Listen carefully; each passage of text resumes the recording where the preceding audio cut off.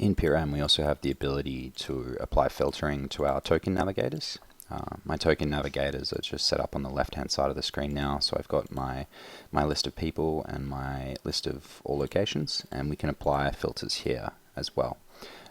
In some instances, it's common for sites to track contractors from multiple different companies or even just thousands of potential employees. So being able to filter this by crews or employer is really useful for when you're trying to drag and drop an operator onto a piece of equipment.